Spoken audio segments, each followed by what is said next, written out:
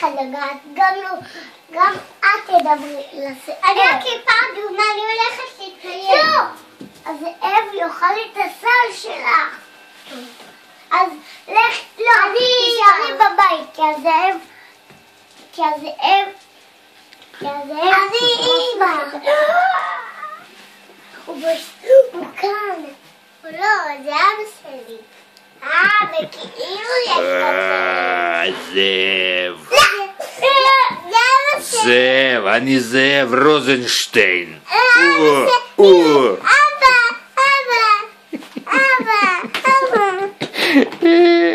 הכיפה אדומה. טוב, את הכיפה אדומה. אבל וכאילו הזאב חסם לך את הדלת. זאב, לך מפה עכשיו. אוי, אני פוחד. זה אבא שלי. אני בורח. זה לא אבא שלי. אבל תברכי אותו ליער. זה אבא שלי. לך מפה זאב עכשיו. לך מפה זאב עכשיו. אני חכה עליך. זה אבא של כיפה אדומה. או, יופי, זה אבא של כיפה אדומה, לכן הוא לא יוצא מהחדר. אבל אני אמא של כיפה אדומה. ואני הסבתא של כיפה אדומה. ואני הסבתא של כיפה אדומה. הבת של כיפה אדומה, מה אתה עושה? אני מצלם אתכם. זה כיפה אדומה.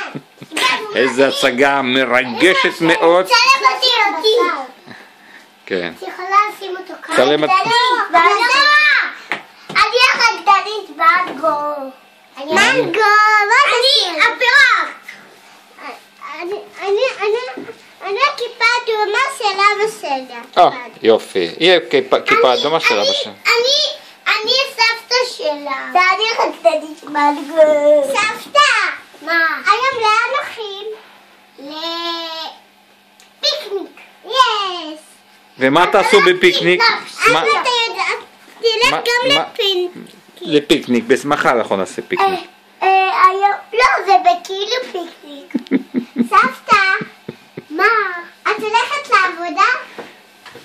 לא, אני נשארת איתך. טוב. לא, אני הולכת לעבודה. נעליים של טובה. לא, אבל זה הבדפות של אמא.